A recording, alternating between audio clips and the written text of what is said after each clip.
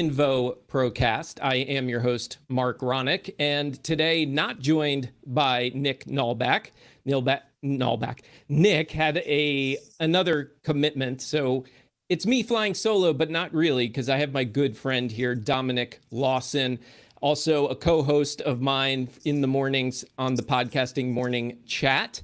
And I'm excited to talk with Dominic because he has, at least in our community, and I know in several others, he's become our storytelling guru. We like to talk to him whenever we have questions in the world of podcasting. We like to talk to him around that storytelling topic. He also happens to be a 23-time award-winning podcaster, so we do lean on him a little bit in that area too, learning his award-winning techniques and tips, etc. So great to have you here, Dominic. Great to introduce you to the Minvo community.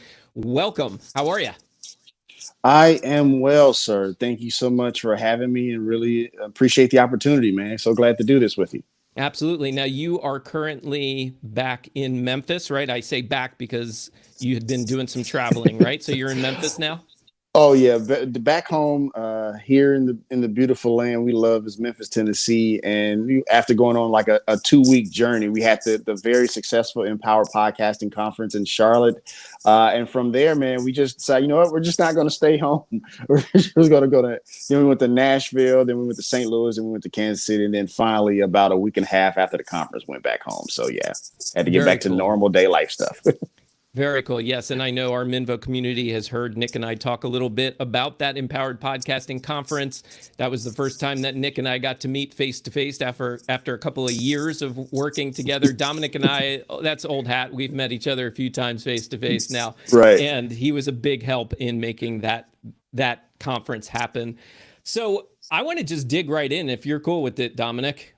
Let's do it. All right, cool. So yes, like I said, we are going to learn a little bit more about storytelling today. And first, I would love for the audience to get to know you a little bit. And I really thought about this question, and I'm not sure if you've ever been asked it or not. You may have, okay. but it's new for me to ask you this question. So okay, you're the producer and host of the podcast. You're representing it well on your shirt there, Black is America.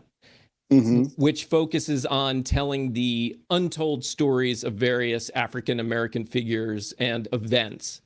So considering your background and your achievements, let's imagine that there was an episode of Black is America coming out about 23-time award-winning podcaster Dominic Lawson. What key story or moment from your life do you think you would make the main focus of that episode? That is definitely an excellent question. There's multiple, points that we can, kind of highlight that kind of talk about how I've come to where I am today and this, that, and the other. I mean, there's the one where I had a conversation with my wife, not long after I officially retired from the Army. I served 5 years in the Army and stuff like that. And she was saying, listen, you have an opportunity to really figure out what you want to do with life and what you enjoy doing and stuff like that. So, try different things here and there. And then every so often, something like a blog or some type of video, something will kind of come up, and like it never really took hold, right? And then eventually I started hearing about podcasting here and there. It's like, well, let's try this thing. Let's try podcasting and see where that goes. So that's definitely one where my wife was instrumental in saying, hey, you have an opportunity to figure out what you want to do. Another highlight would be when I was 4 years into podcasting. And the pandemic happened, 2020. No spoilers there. Everybody knows about that. But from my perspective, by that time, 4 years in the game, I had 150 episodes done, basically, ever so many episodes per year. But I knew I wanted to make my stamp in the game. The pandemic was a kind of a fulcrum point where I was like, you know what, I'm gonna double down, triple down, quadruple down on this thing called podcasting. So, like I said, first 4 years of podcasting, 150 episodes, but over the next 18 months, 187 episodes. right? Because I knew a lot of people were going to get into podcasting.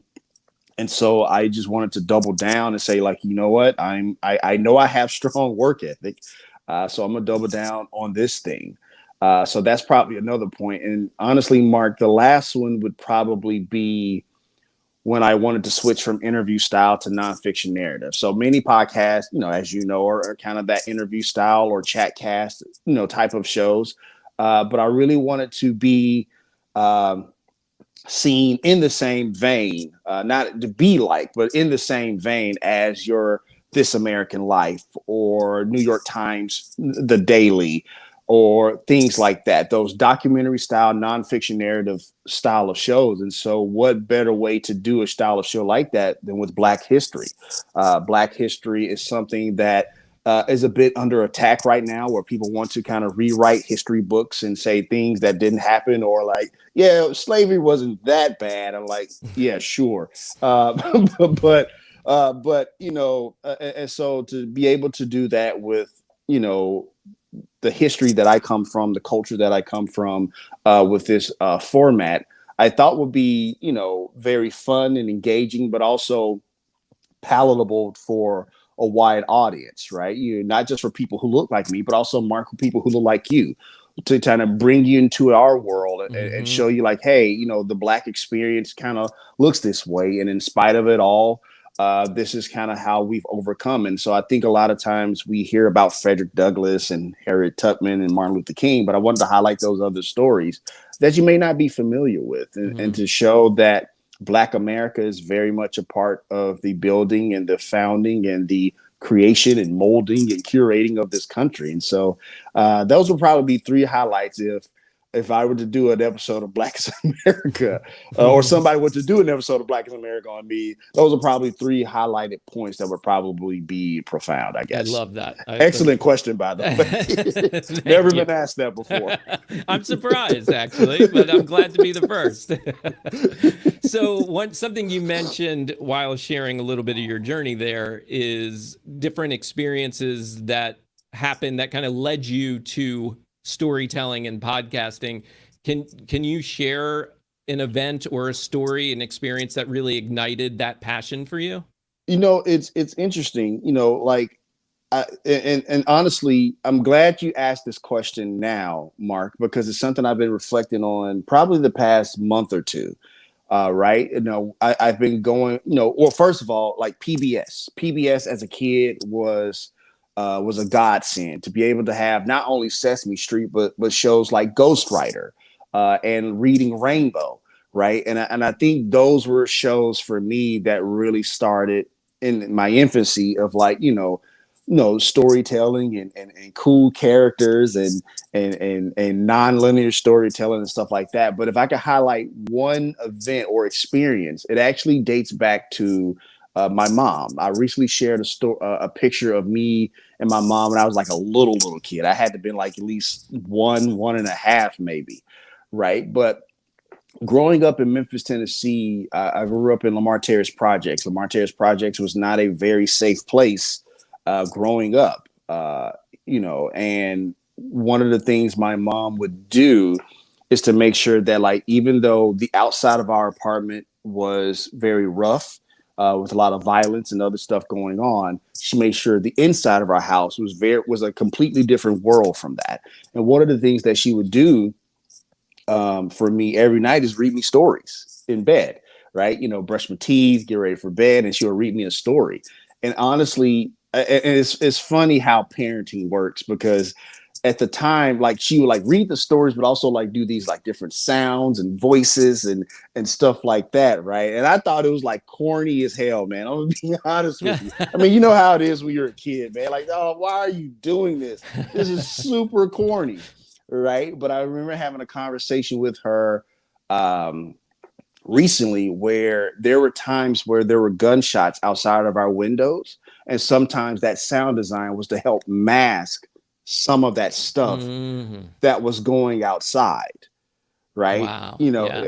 And so that had a profound impact on me, and thinking about that, here I am, like, oh, this is corny, this, that, and the other, but she's trying to save that innocence in me, right? But also in doing so, sparked the brain of what I do with Blackest America, with the soundscapes and the sound design and the music and this, that, and the other. So it really dates back to my mom, man, and doing that work and having those little golden books. I don't know if anybody remember those Oh golden yeah. books from back in the Oh day, yeah. but having those stories being told and her doing that sound design, or like, the train engine, with like Thomas the Right. Train Engine or something like that. But yeah, man, that is probably the experience that really, as a kid, ignited that passion for storytelling.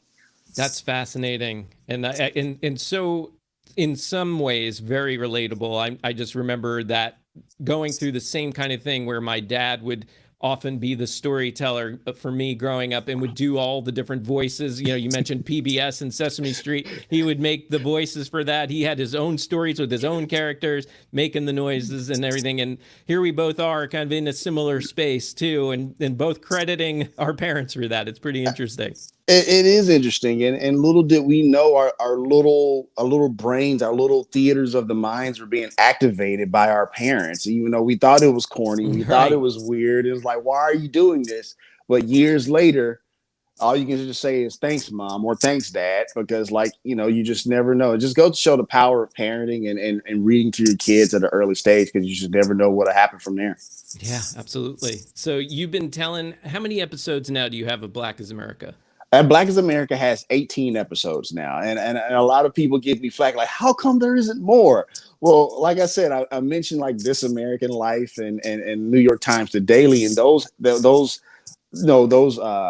podcasts have like what 20-25 people on staff, Yeah. right? And for the most part, it's just me and my wife Kenda, kind of chunking these things out and cranking these things out. So I can't really get as many episodes out as I want to. However, when you do listen to an episode, it's an experience. At the very least, if it's not going to be as many episodes, and we're going to try to get out more as the time goes, but like if there's not going to be as many episodes, whatever you're going to hear is going to be memorable. So yeah, that's about 18 episodes right now. Working Yeah, on 19 right now. good. And that's one of the things I really appreciate about you is you're an example, a successful example of quality over quantity. And I know we're in this Absolutely. day and age where we're told as creators we got to keep cranking out new episodes, new content every day, multiple times a day, and it's just not true. I mean, look at, again, you've proven it with 23 different awards for your storytelling and for your podcasting. So there's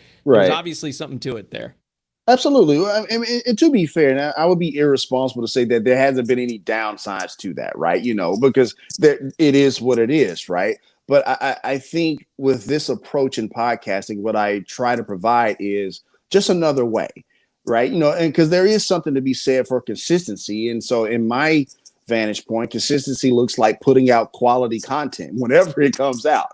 Like Mm-hmm. I'm consistently good, right? Yes. So there's Yes. something to be said in the consistency in that vein.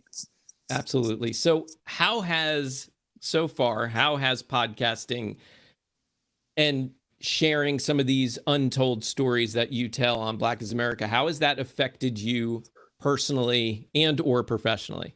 In many ways, even this most recent episode, Alwyn Cash was a gentleman who received the Medal of Honor recipient posthumously after he's in a convoy, and the convoy is exploded by an improvised explosion device, right? And his convoy is engulfed in flames, and he literally pulled all of his men out.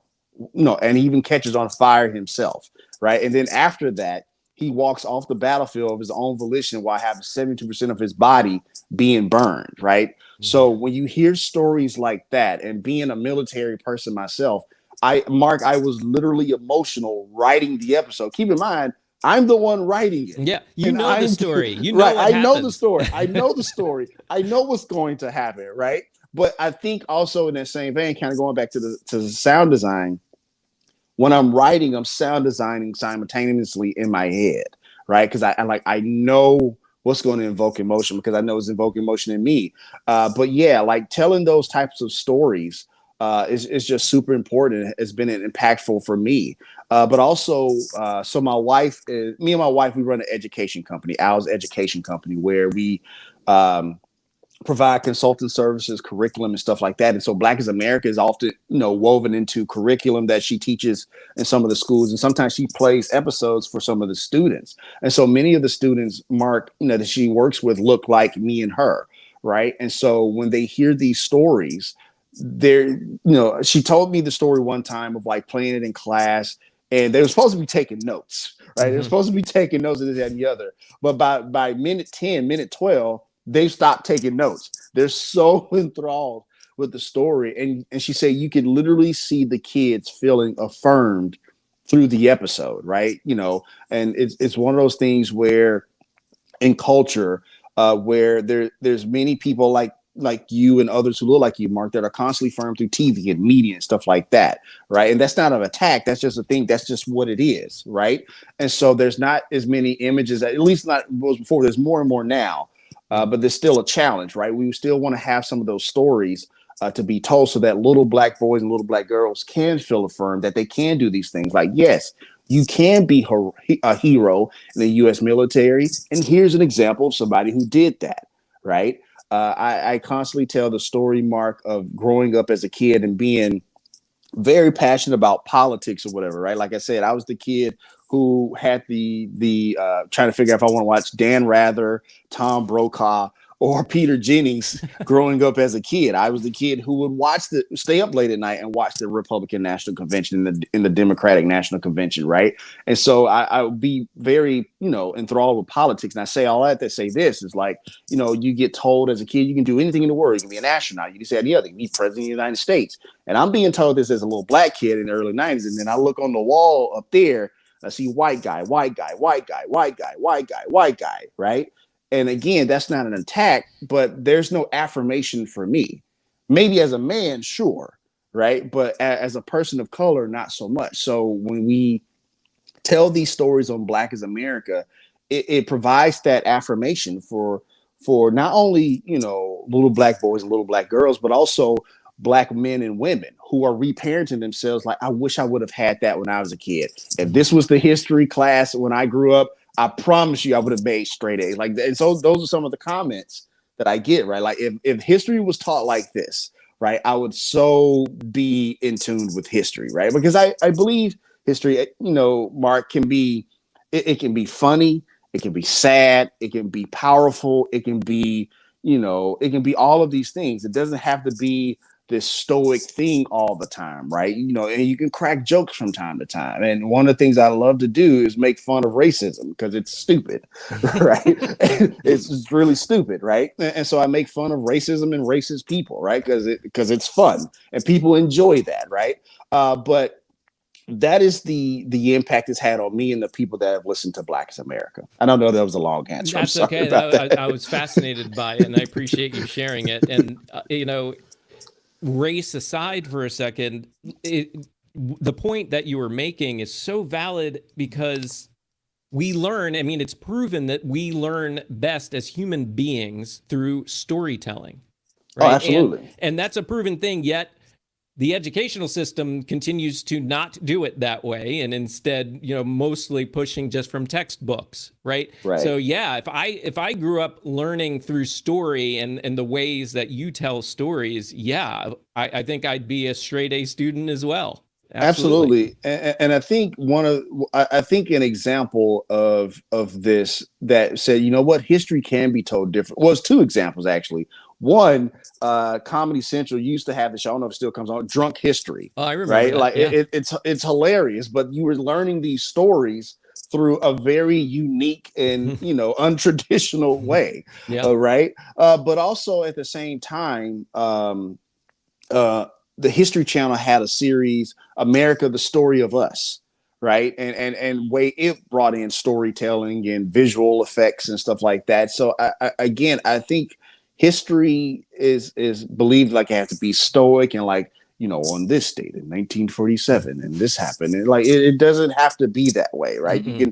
You can crack jokes and this, that, and the other. You can be funny when you can be funny, but you can be serious and have reverence when it calls for it. And so we try to take you on those peaks and valleys with Black is America. You love that. Thank you. And so let's talk about the different ways of telling a compelling story. Absolutely. There's one that's more known, I feel, called the hero's journey. Right. Right. Right. And is that the method that you use to write? And if so, tell us more about that. If not, what style do you use to develop the podcast, and why? No, this is an excellent question. The hero's journey is definitely it's a low hanging fruit, and I don't mean that in a negative way, right? It's a story that is as old as time, right? People love the hero's journey, right?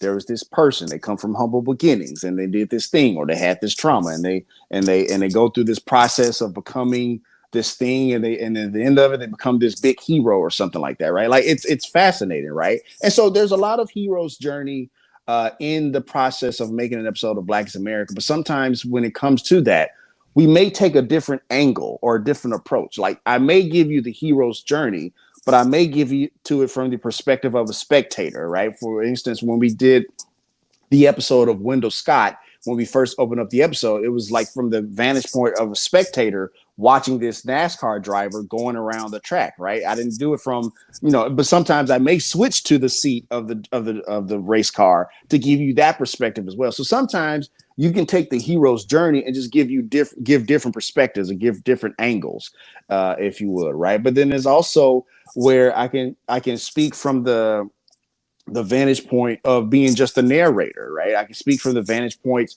of multiple perspectives. I think one of the things we may talk about is another show I've done, Recovery Replay, where I tell the story of a person's journey of recovery from addiction and trauma from 3 different perspectives, right? And so while you can do the hero's journey, there's many different other perspectives you can take, right? Like I said, there's the narrative journey, there's the narrative perspective. There's also where you can do multiple perspectives from the standpoint of, I recently did the something with my friend Sid, where we did a story where from the perspective of an office chair, of office furniture, right? So there's different things like that. So hero's journey is one, but there's so many other ways that I try to implement an episode of Black is America. And I have an entire list. I have like bullet point, like, let's try this one with this type of story, right? I really try to switch it up a little bit and not be, just like this one trick pony, I guess. I like that. I like the idea that you're not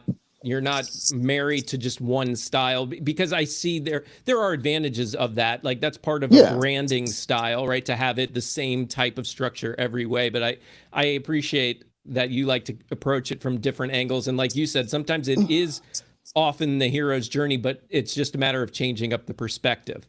Yeah, because the thing is, like, I may want, like, for like a Alwyn Cash hero's journey. That's an easy one, right? Wendell Scott or somebody, John Fox hero's journey. That's an easy one. But for the 4th of July episode, I may want to tell different stories in a matter of a short period of time. So I can't really go on the hero's journey from there, because I want to tell the story of Crispus Attucks. I want to tell the story of Salem Poor. I want to tell the story of this person and that person and this, that, and the other. So I may even switch timelines, if you will, like oh, over here, what's going on over here? And we'll zoom over here or something like that. So yeah, like hero's journey is fun. It is, but there's multiple ways to tell a story. We try to do that. Yeah, there's one, and I never knew the name actually until I was preparing for our interview. There's a certain style that I particularly like, and it's when you start the story from the middle of the action or of the story, and for sure. And then you're kind of telling the back end of the story throughout. Right. So you're bringing them into the middle, and then you're filling them in from what's gone on in the past to bring us to that point, and then what's happening moving forward. I like that kind of storytelling myself. Absolutely. And I'm always have been a fan of nonlinear storytelling, right? Like that's one of the things where I think you keep the audience on on its toes, because you want to keep them engaged. And that's why I try to implement the 2-3 minute rule. So every 2 to 3 minutes in an episode of Black is America or Recovery Replay, there's either a different story change. I switch to a B story and a C story. I'll for example, I was telling the story of Wendell Scott and as a kid and him riding a bike way before he was a NASCAR driver, this, that, and the other. And then I said, he's probably channeling the energy of this black guy who was a bicycle racer from back in the day, and I mentioned his name, right? And then I go on with the Wendell Scott story, like, oh, I'm sorry, you probably never heard of that guy. Oh, so let's stop here and like go back to 1898, right? And I tell you this really quick story about this guy. And then we'll come back to Wendell Scott racing his bike as a kid and stuff like that. So and I'll pop it out of nowhere, right? So that way, it, like I said, I'm trying to keep the audience engaged and on his toes. So that way, because the thing is, like, even if you love content, sometimes it can become a bit mundane over time, right? And you miss stuff, right? And I don't want you to miss anything. So I'm going to implement that 2-3 minute rule where either the story change, music fades in, or something, so where I can keep you engaged. Yeah, basically, that's my favorite. What you're describing is one of my favorite terms in content creation, and it's pattern disrupts. You're creating that. You're breaking people out of that monotony and kind of shaking things up for a second, and that keeps them engaged and keeps their attention. 100%. I love 100%. That. So let's talk about this now from a perspective of a content creator. And because you mentioned this earlier, we see a lot of the same style, and good, bad, indifferent, doesn't matter, of where it's an interview, it's a back and forth conversation, right? And you used to do that. That was how you got involved. So absolutely. What was the hardest part switching from doing that conversational style to actually now telling someone's story for them? You know, it was, you know, so I remember when I first started podcasting, Mark, like one of the things that I used to get made fun of was editing, right? Oh, you edit your show, it's not authentic and this, that, and the other, right? But that actually proved to be quite helpful, because honestly, editing is where the magic of Black is America really takes place and really, you know, brings the stories to life. However, even and you say biggest challenge, it's still a challenge to this day, right? I could be writing an episode of Black is America or something else, or even recording my voiceover, right? After I have all the interviews and stuff like that. And I'll listen to like, yeah, this isn't going to be good. This is not going to be good, because for some reason, like, it's not hitting right. It's not sounding right, and this, that, and the other. And so, because remember, like I said, for nonfiction narrative, you normally have a team of like 10, 15, 20 people. You know, one team does research, one team does the writing, one team does the editing, another team does the sound design. And I'm doing all of those, you know, all those things. And so sometimes you can get lost in the sauce of like, oh, this may not sound right. This may not go over the right way, stuff like that. And honestly, man, I had to trust the process. Trust the process that in the end is gonna work out just fine. Tom Lee, probably my famous episode that I won the Webby for. When I was writing, I was like, oh yeah, this isn't gonna go well. Like, but I was like, this is not gonna go well. You like, you know what? It's fine. Everybody's allowed a dud. This will be the dud. It's totally fine. I'll do it. But needless to say, Tom Lee is probably the most successful episode out of the entire show, from Webbies to Signal Awards to yielding other writing opportunities for other people and stuff like that. But I think sometimes we think, as we're creating the content for content creators, that like, I don't know if this is going to sound right, and I don't know if this is going to make sense. And I think I just take Rick Rubin's approach and just like, you know what? I'm just going to make content that I like. I'm going to make content that speaks to me. I'm going to make content that I like. And if people get on board with it, great. If they don't, that's fine too. Trust me, you got plenty of other TV shows, other content creators. You can go fill that void. If it's not me, it's not me. But I think trusting the process in the writing aspect, in the sound design aspect, in the recording aspect, is where, like I said, it's still a challenge. It's not something I've overcome. Right. But trusting the process has been key for me. And also understanding that, like, you know, creating the episode is a Herculean task. It's a heavy lift, right? Because like I said, so many people, you know, working on an episode, right? And also giving myself that grace that, like, you know what? Listen, to be competitive in this space and to be great in this space is an understatement. And so it's trusting the process, man, and understand that, like, listen, Trust the process. It's probably going to turn out way better than you think it is. So just complete the process. If I can just offer that advice. Yeah, thank you. And speaking of process, are you open to walking us through your process as far as creating an episode? And when I ask that, Absolutely. I mean like, the initial idea. How do you even come up with those ideas, or who you're going to interview, or what story you're going to tell, to that final production? Sure.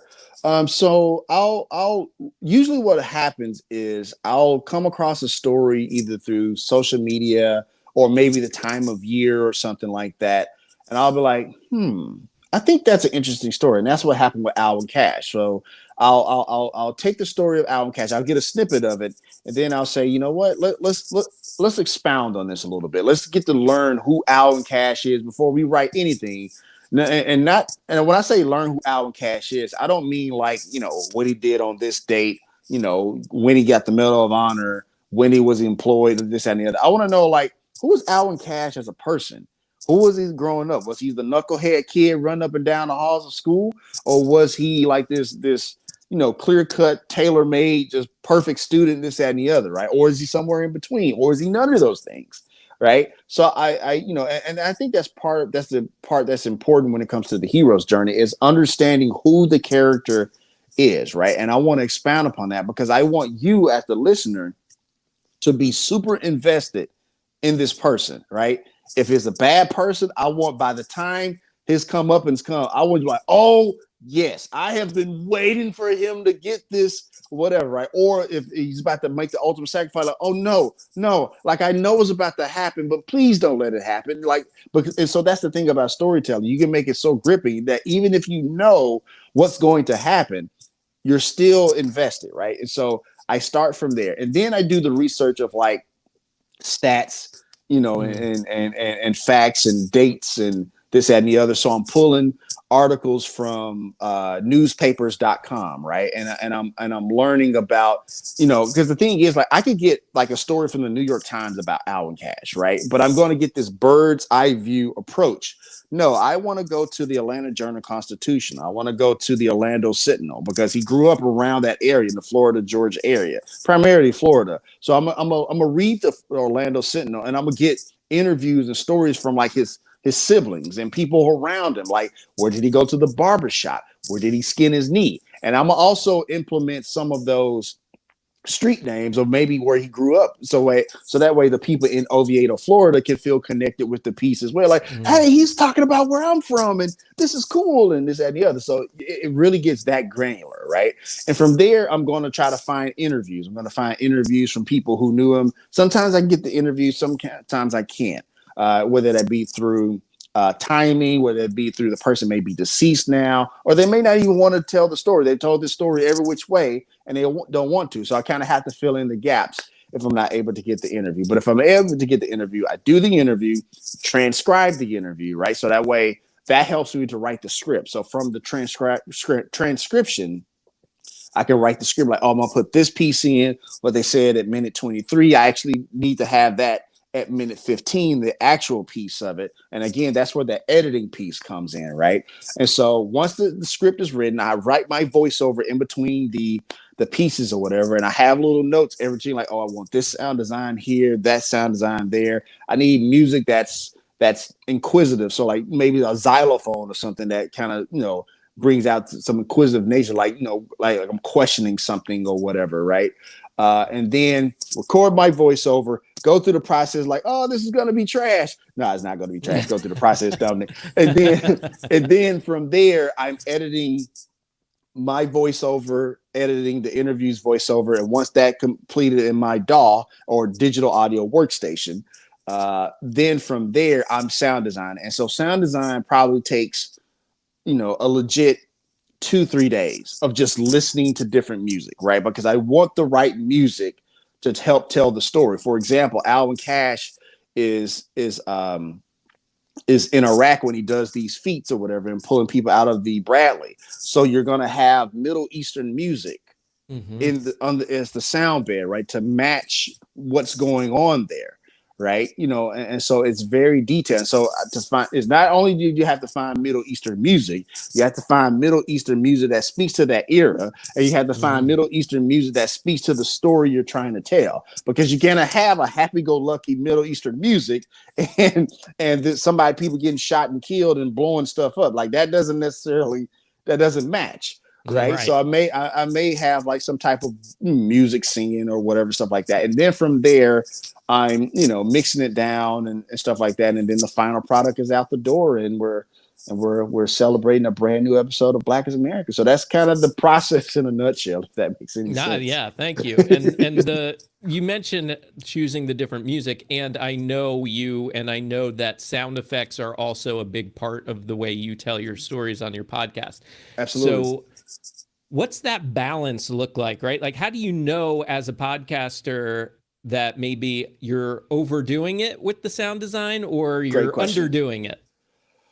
So the first thing that is important, and this is something my mentor Crystal Hill told me, where the voiceover is the most important thing. You should not be blocking anybody's voice. If there's any sound, music, whatever that's overpowering the sound of the voice, the actual voiceover, get rid of it. Right. And sometimes, like, even if you turn down the music or whatever, like a certain crash, whatever, that pitch, it's still kind of, encroaching on the voiceover. So you want to get rid of that. And so one of the things that another mentor of mine, Dale Coleman, who runs DCP Entertainment, said that, like, listen, you don't need to sound design every single thing. You don't need to sound design the running in the sand. You don't need to sound design the crickets in the background. You just need enough to, with your sound design and very descriptive storytelling with your words, and say like it's a starry night or it's a very steamy morning or something like that. Be descriptive in your words and just a very minimal sound design, and you're going to activate the theater of the mind of the listener, right? So I see a lot of time, and listen, I did it myself. I'm over sound designing and stuff like that, and you can still hear it in the John Fox episode. But over time, sometimes less is more. And sometimes, believe it or not, sometimes no sound design is the best sound design. I remember listening to an episode where a gentleman was retelling the story of storming the beaches of Normandy, and he was so descriptive, and you can hear the fear in his voice. We're talking 70 years, 80 years later, you can hear the fear in his voice, and you don't need sound design for that. He's telling the story to a point where I'm already activated. It's already activated. Yeah. So finding that balance, it's just honestly maybe one sound effect, maybe two, no more than two. Well, if you try to do more than 2, 3 at a time, then you're starting to overdo it. So you just need just enough to activate that theater of the mind. Very cool.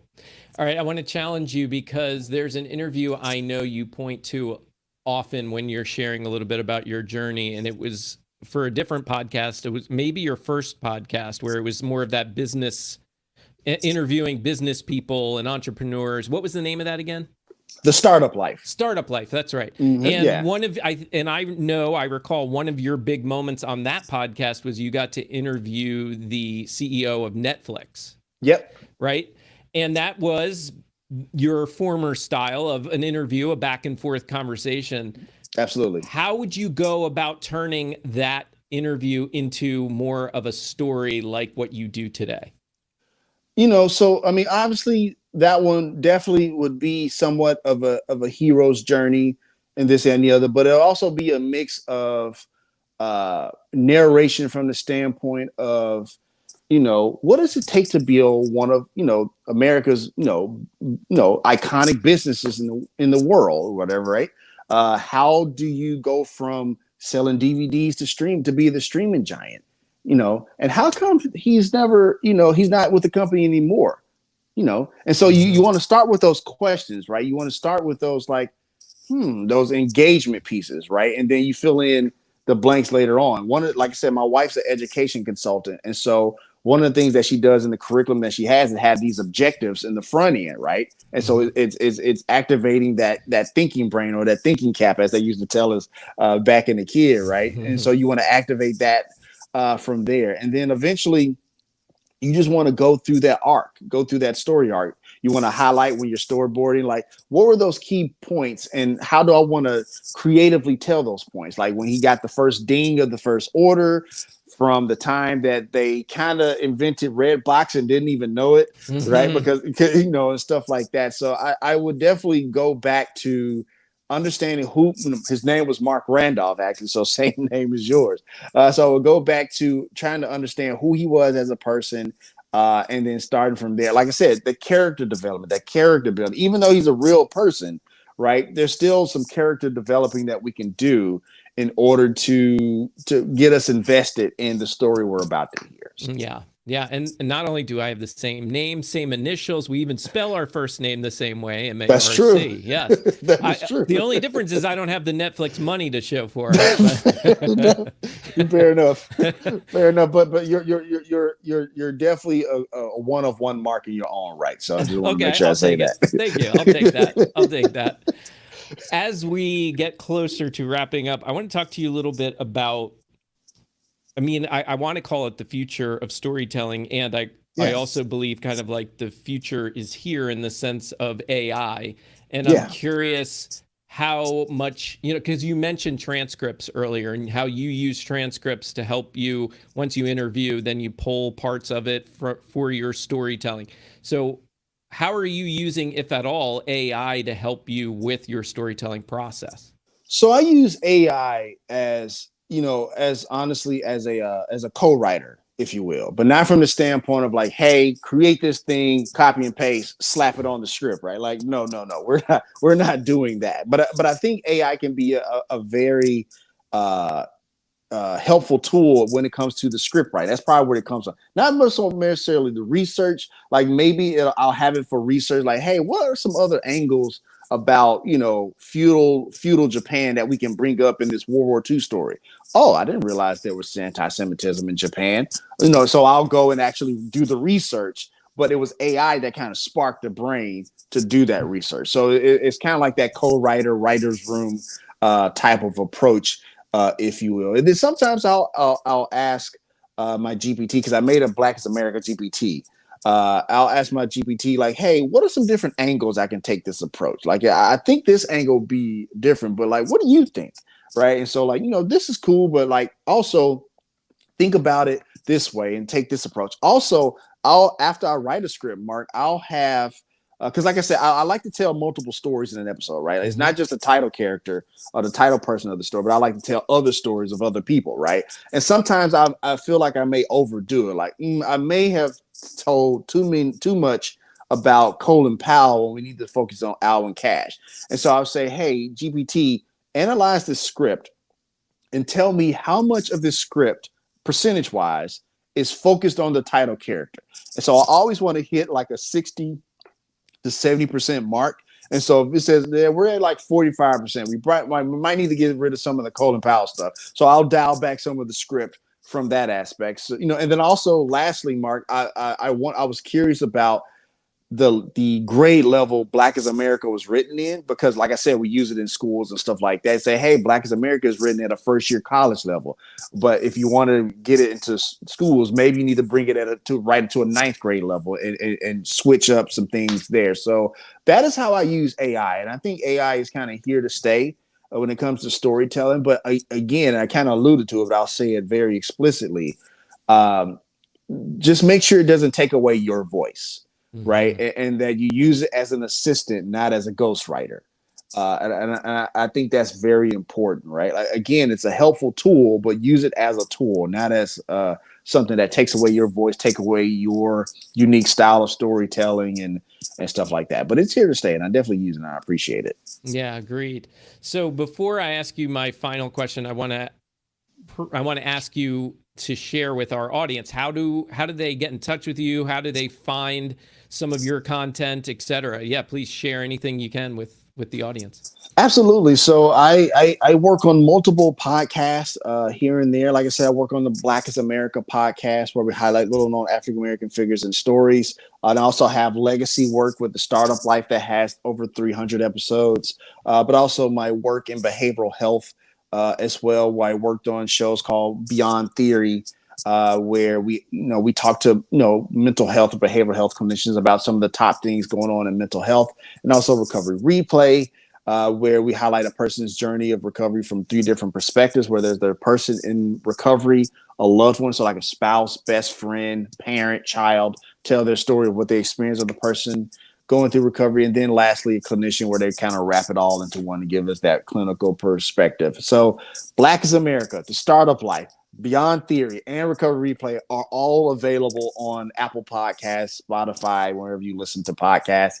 I am currently working on my wife's show, The B Word, which is also kind of a hybrid of interview and nonfiction narrative storytelling, where it kind of reinvents what the B word is when it comes to women and things of that nature. Phenomenal show that we're really proud of. So you can find that on wherever you find podcasts. And lastly, I'll just say that I'm working on a brand new mental health podcast that will be releasing later next year during Mental Health Awareness Month in the month of May. May 7th, 2025 is when the first episode will be released. I haven't announced what the title is yet. I do have it, but I'm going to announce it at a mental health conference in Franklin, Tennessee that I'm going to be speaking at. And so all of that will be available on Apple Podcasts and Spotify. But if you want to reach out to me, sorry, long mouthful. I got a lot to cover, Mark. Yeah, you do. Obviously, you can find me here on LinkedIn, Dominic Lawson. I'm probably most active on LinkedIn, actually. If you want to reach out to me, you want to collaborate, want to just kind of talk podcasting, I'm here for that too. But you can also find me on Instagram at The Real Dominic Lawson on over there on IG. So those are all of my shows where you can find me and all the things. So come, let's collaborate together. Awesome. And you can also find Dominic on the Podcasting Morning Chat. You can find Dominic on the Podcasting Morning Chat. It's a lot of podcasts to keep up with. My apologies. But yeah, definitely catch me on the Podcasting Morning Chat Monday through Friday, 7 Eastern to 8 p.m. 8 a.m. Eastern Standard Time. That's right. So. That's right. Cool. Well, Dominic, I would love to hear from you a piece of advice that you can share with content creators who want to tell powerful stories. What would that one piece of advice be?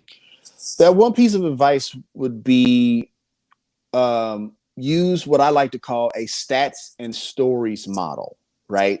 Stats for credibility, stories for relatability, right? Because I think if you want people to really engage with that call to action, which a lot of us usually have, whether it be follow us, buy this thing, or advocate for this thing, I think a stats and stories model is definitely really powerful because, again, if I give you the stats and the facts and the credibility, then you know there's a real thing going on, like this actually happened or this actually happens or whatever case may be. But the story piece is really where it's going to get that person engaged. They're really lock in with the heart. The stats are for the head, the stories are for the heart, and you really want to engage with the heart piece and get those people, moving in the direction you want to do. And like I said, it makes that call to action just that more powerful in whatever you're trying to do. I love that. Thank you. That's great advice. And I don't think I've ever heard you share that piece of advice before. And I really like that idea of, I've been workshopping it. I like it. I like the idea of, providing both the stats and the stories and their different place in telling a good story. So yeah, thank you for that. And thank you for joining today as well, Dominic. I really appreciate you and looking forward to doing some future projects with you as well. Absolutely. And yeah, thanks again for being here. And please, if anybody is interested in reaching out to Dominic, learning more about storytelling, we didn't even dive into how he managed to get 23 awards, but I think you get a good sense of how he's probably an award winner. But yeah, maybe we'll have you back to discuss a little bit of that too. Let's do it. All right, cool. Thank you, Dominic. Appreciate you. Thank you. All right, stay on the line real quick for me.